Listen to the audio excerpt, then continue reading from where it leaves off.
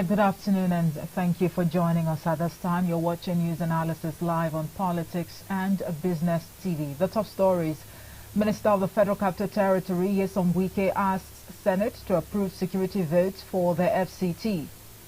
Nigeria Labour Congress calls on federal government to pay withheld salaries of the Senior Staff Association of Nigerian Universities and a Non-Academic Staff Union of Educational Associated Institutions.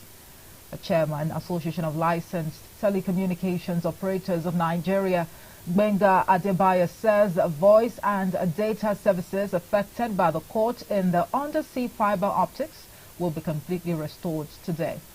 Details coming up shortly.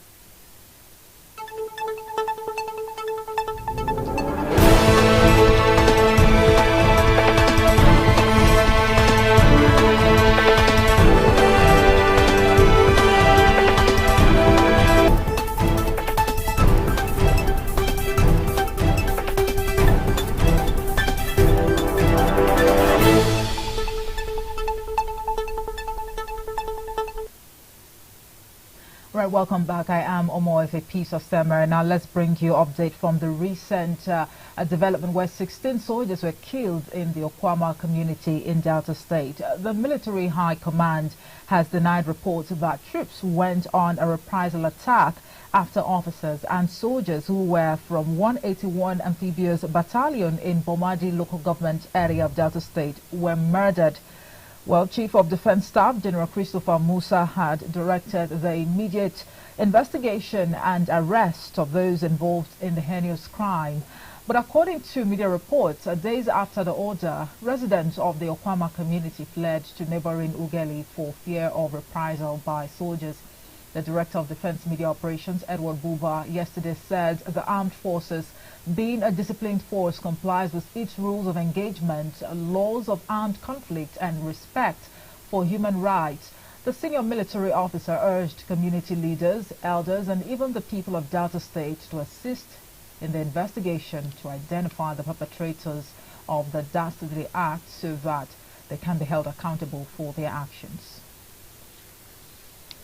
And now to the nation's capital, Abuja, where the Minister of the Federal Capital Territory, FCT, Nyesom Wike, has asked the Senate to approve a security vote for his territory to enable him tackle the security challenges in the nation's capital. He made the request when he appeared before the Senate committees on FCT and area councils yesterday to defend the 1.1 trillion naira budget of the Federal Capital Territory Administration, FCTA, for the 2024 fiscal year. The FCT recently witnessed increased cases of kidnappings, armed robbery and killings of innocent residents.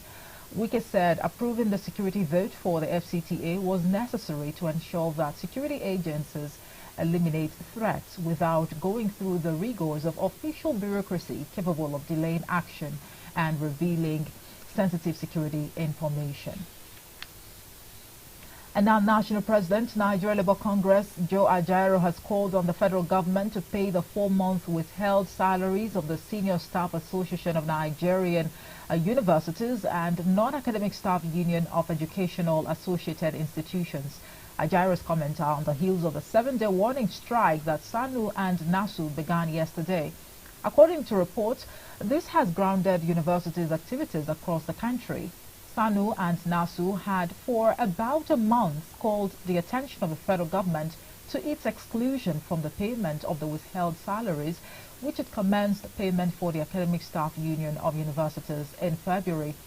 Their salaries were reportedly withheld when the administration of former President Muhammadu Buhari invoked a no-work, no-pay policy against the Academic Staff Union of Universities and SANU for embarking on a strike that lasted 8 months and for 4 months in 2022 respectively. But a statement signed by the NLC President Joe Ajaero said, and I quote, "We join our affiliate unions, the Non-Academic Staff Union of Educational and Associated Institutions and the Senior Staff Association of Nigerian Universities in demanding the immediate payment of withheld salaries of their members." The National Association of Nigerian Students has said it is not realistic to expect beneficiaries of the federal government loan scheme to begin repayment of the loans after National Youth Service Corps. It argued that less than 10% of graduates get absorbed into the labor market within 2 years post-NYC. NANS has therefore proposed that the repayment should begin 5 years after NYC. President of NANS, Lucky Emonele, made the call in Abuja at a public hearing on the repeal and reenactment of 2024 Students' Loans Access to Higher Education Bill 2024, which was organized by the Senate Committee on Education and TED Fund and the House of Representatives Committee on Student Loan, Scholarship and Higher Education Financing. All right, you're watching news analysis live on Politics and Business TV. Still to come. Undersea Cable Cut, Lamentations, as small and big business owners are unable to carry out optimal business transactions with their clients or even as they count their financial losses. A digital transformation expert, IT consultant and tech on-air personality, Ifeanyi Nzeh joins us in a moment to discuss this. Plus, a marginal reduction in the pump price of premium motor spirit, popularly called petrol, has been projected as the Port Harcourt Refining Company begins operations next month. These and more after the break. Please join us again.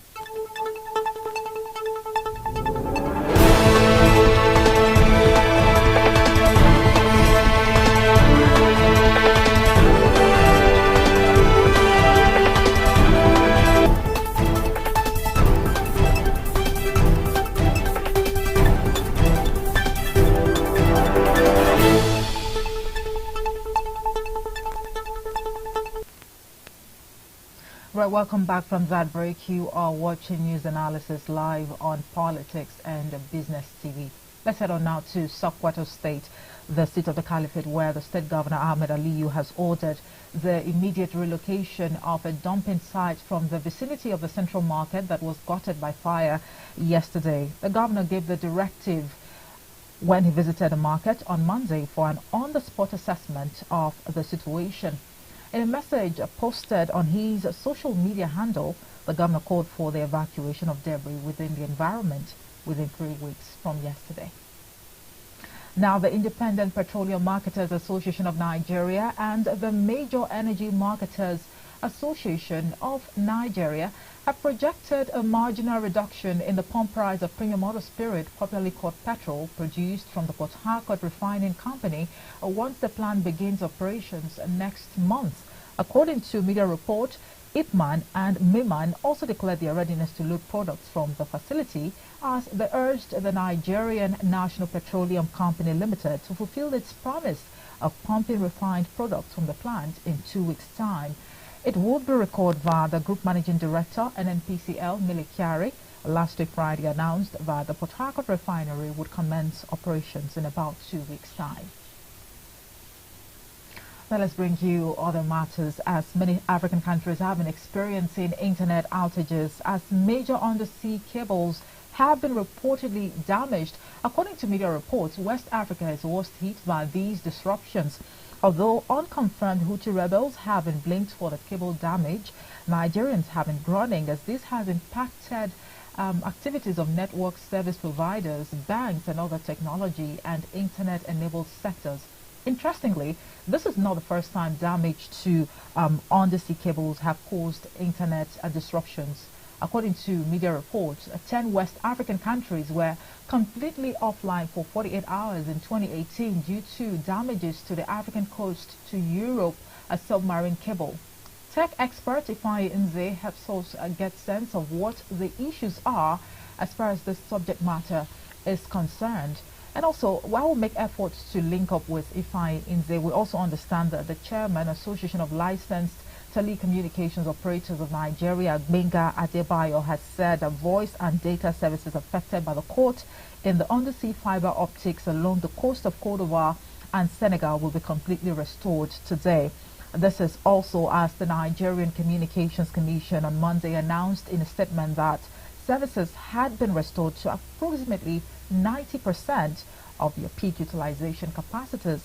The cable companies affected include the West African Cable System and African Coast to Europe on the West Coast route from Europe, both of which have experienced faults. Additionally, SAT-3 and Main 1 have reported downtime due to the cable cut. Now, Ifeanyi Nzeh joins us live via telephone this afternoon to discuss, the undersea cable cut and the recent internet disruptions. Good afternoon to you, Ifeanyi. Thank you so much for joining us. Thank you very much, Ife. Thank you for having me. For a moment, one had actually thought, oh, the world, is about coming to an end with, this latest development. But fill us in on what really caused these disruptions. We understand there are claims that Houthi rebels, probably have a hand in all of this. But how true are these claims? Okay, so officially nothing has been, we haven't had any official statement as regarding the actual faults of this fiber cuts. The rebels have not come out to officially say that, to own up to the fact that they actually had a hand in whatever is happening or whatever happened. So right now there's no official statement as to the cost of this undersea fiber cuts. And when you actually look at the depth of these cables under the sea, you would know that it will take some level of expertise to actually go destroy these cables at the level they are under the sea. You're talking about 3 kilometers or about 3 kilometers. So it will take some level of expertise, and it will really take some level of intentionality to have people sabotage these cables. So it might be other factors, but for now there's no clear statement as to what the costs were. Well, Ifeanyi, you are, a tech expert, and one would begin to wonder why these cables are under the sea. You take a look at the depth of the sea. Why are these cables there? Okay, so I think for us to truly understand why these cables are there, it's important that people understand how the internet works. So I'll just give a very brief analogy. Right. For instance, over there in the studio, Politics and Business TV has its own network, right? And in this network, once you go to your computer, you go to the network section of your computer, you'll be able to see every computer, every laptop that is on the network. You can see, and each of these computers have their names. So I can go on my network, I'll see the computer tab named Ife. And once I click there, depending on the permission that Ife gives, I'll be able to see some files on her own system, and I'll be able to also access those files on her system right from my own system. So that is a local network. But now the way the internet works, from your system, you are accessing data and information on other computers that are as far as Lagos from Abuja, that are as far as the UK, that are as far as the US. So what the internet is an interconnection of multiple networks. So let's say, for instance, I'm on Facebook, and then if it shares a picture on her Facebook profile, I also want, when she shares that picture on her Facebook profile, what happens is, on Facebook server is like a supercomputer, a more advanced computer with high computing power, high storage system. Once you share this picture on your Facebook profile, you have saved that picture on Facebook's server. That's on Facebook's supercomputer. Okay. And that supercomputer is nowhere around me. It's far in the US or somewhere far in the UK. From Nigeria here, I check on your timeline and I see that picture that you have posted. What's happening is I actually did travel to that supercomputer somewhere in the US, somewhere in the UK, and I'm able to access that picture from that supercomputer. Okay. And you were also able to save that picture on that supercomputer, just the way you can access your colleagues' information on their computer from your own local network. Okay. So now, for this to happen, there has to be a link.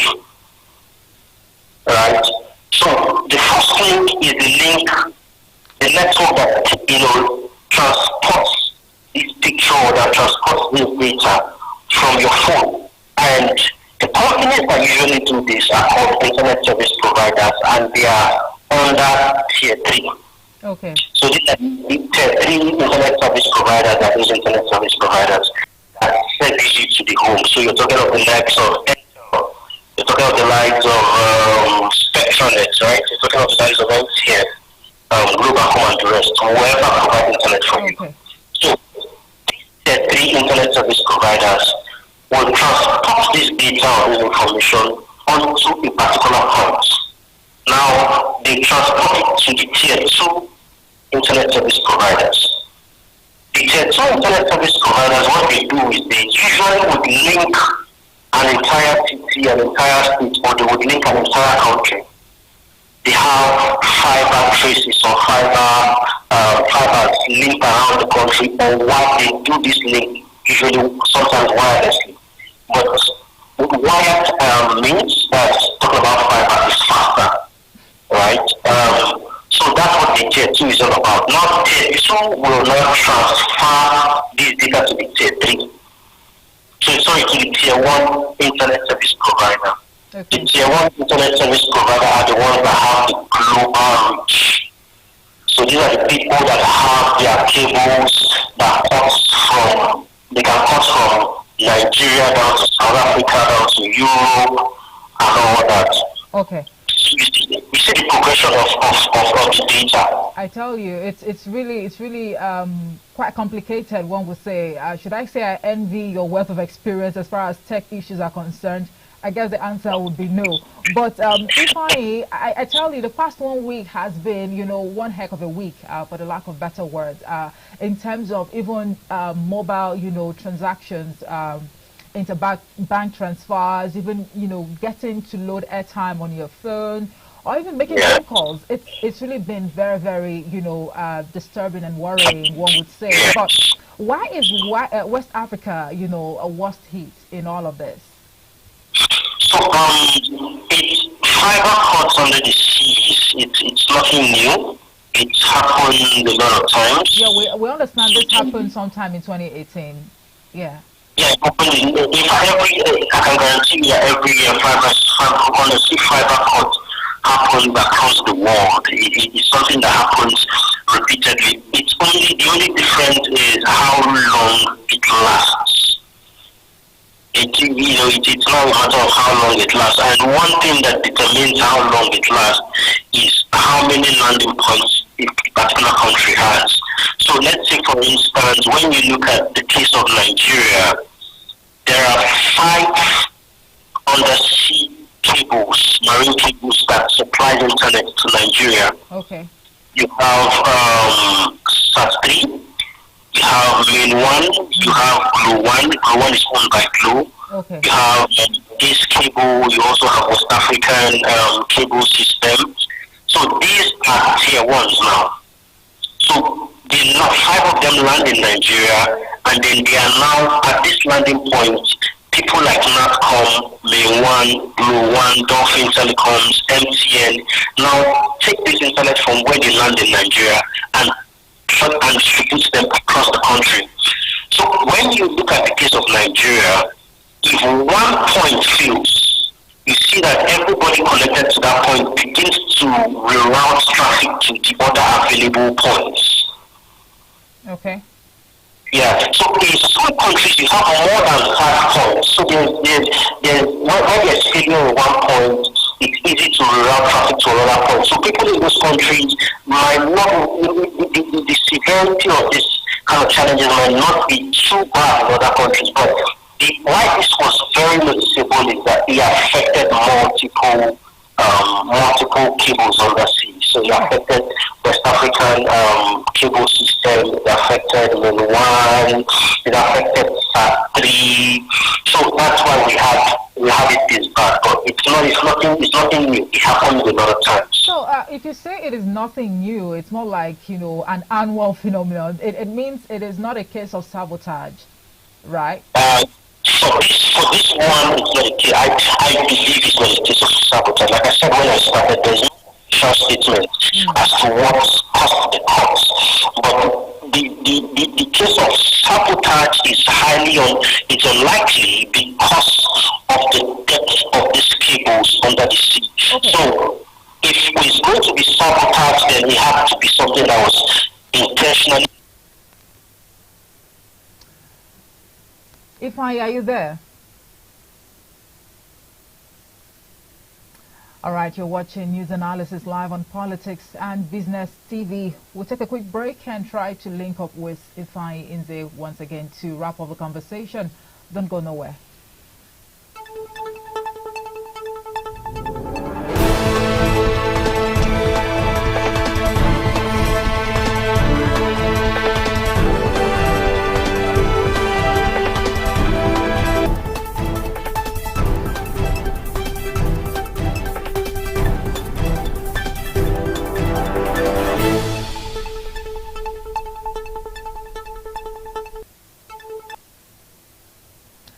Right, welcome back. You're watching News Analysis live on Politics and Business TV. We're still making efforts to link up with Ifeanyi Nzeh. One would want to assume that the break, the break in connection is probably as a result of, the internet disruptions that, of course, a number of Nigerians have been experiencing. But I mean, it's okay to say that it is not just here in Nigeria. I mean, a number of West African countries have been, having a tough time, in terms of internet connection, and even businesses, we understand, small and big, already counting their losses as a result of, this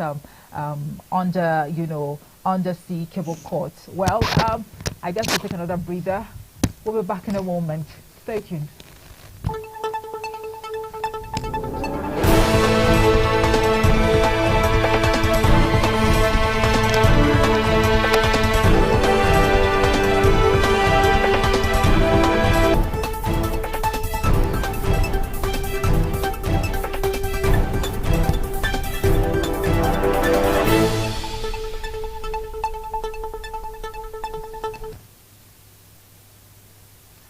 Right, welcome back. It is Politics and Business TV, and this is a news analysis. Ifeanyi Nzeh is a digital transformation expert and IT consultant, and also tech on-air personality. Right, we're making, deliberate efforts to link up with him to wrap up the conversation. Really, there's a lot to talk about here with so much to take in. There have been concerns as to how soon, these internet, disruptions will be resolved. Is it going to be something of 2 weeks, a month, or even, less? Ifeanyi Nzeh, thank you so much for your time. Welcome back. Yeah, thank you, Pete. Thank you, Ifeanyi. Well, I'm not sure, but this is, perhaps the case of the internet disruptions we're talking about, but good to have you back. Now, let me ask you real quick how well this has impacted Nigeria's economy. We understand that businesses, small and big, are already counting their losses, but what are you hearing, from business owners and, tech service sectors in the country at the moment? So definitely this has impacted the economy very negatively. It impacted the economy very negatively. You have sectors like the banking sector that was heavily impacted. Multiple sectors were heavily impacted because when you look at today's world is an interconnected world. So there are people who do not even have to leave the house for them to, carry out their daily activities. Everything is done over the internet. So once there's this kind of disruptions, you're talking about hundreds of millions, if not billions of naira being lost. So yes, it has it's really interrupted businesses. It will definitely have a negative impact on the economy. It definitely did. So you have the banking sector, they made a lot of losses. The telecom sector made a lot of losses. You also have the aviation sector. They made a lot of losses also. Okay. The maritime sector, every sector that depends on network and internet made huge losses. But Ifeanyi, let me ask you this, no pun intended, isn't this just a perfect excuse for the banking sector, especially in terms of, addressing concerns from their customers? I mean, one can actually, do a transaction or making transactions, via phone, and Well, you've been debited and the recipient is yet to even get any notification. So perhaps one would say that this is just a perfect excuse for the banking sector to exonerate itself, isn't it? Sorry, I didn't get the that again, please. Yes, I'm asking that. Isn't this, a perfect excuse for the banking sector to exonerate itself from the concerns from customers, nationwide in terms of, rendering services? So we know that our banking sector, their network infrastructure is really poor. It's super poor, but in the last couple of days, which are going to about a week, it's been terrible. And it's not the fault of theirs. It's not the fault of theirs. Like I said, multiple sectors are experiencing the same thing. There's nobody can provide. They have paid for services, and the people they paid the services for were not able to provide the services. Not as a fault of theirs too. So these things happen sometimes. So we can give them that leeway. We can excuse them for the past 1 week. But yes, I understand that their network infrastructure can be very poor. Their network can be overwhelmed. So they need to kind of develop more robust, have more robust network infrastructure. That's talking about banking sectors. Okay. That is where you have the fintechs winning over the traditional banks. All right. But for the past 1 week, yes, you can excuse the banks. Yeah. Thank you very much for that insight. Real quick, in terms of, breaking barriers, when it comes to technological advancement in Nigeria, what does this portend for a country like, Nigeria in that regard? You're talking about my concerns in terms of technological advancement in Nigeria? Yes. What does this, internet disruption or undersea cable cut, what does it portend for our country, Nigeria, in terms of breaking, barriers when it comes to technological or technology, if you like, advancement? So basically, there are a lot of worries. There are a lot of worries in Nigeria. Some of the worries are more on the side of the government than the private sector. So the government, in most cases, does not reel out policies that should aid the efforts of the public, the private sector. And sometimes when this policy is on ground, there's no enforcement. So it's almost like in Nigeria, technological advancement is, done at the pace of the private sector. But in most advanced countries, you will see that the government partners with the private sector. So bring out policies, give out things like grants, tax breaks to these tech companies, also support their research. Just a quick example, I was in Cameroon for African Union of Broadcasters. They were discussing AI and broadcasting. Okay. And you find out that the government is not really playing as much role. As the government across Africa are not really playing the kind of role that they should play. So they just feed us into the private sector, and as such, you will see that technological advancement become very, very slow, like we see in Nigeria and the rest of Africa. Well, so much to talk about. I guess, we might just have to, schedule a day, to discuss that, in details when you talk about the emergence of AI as to whether or not Nigeria is, ready for that. But we understand the Nigerian Communications Commission yesterday announced in a statement that services has been restored to approximately 90% of their peak utilization capacities. How realistic is this? I think when they say 90%, give it to them 90%, maybe not up to 90%, but I know that a lot of improvements are currently ongoing, because sometimes you still find that the internet situation is still very, very slow, okay. But you find that a country like Nigeria has 5 landing points, like I said.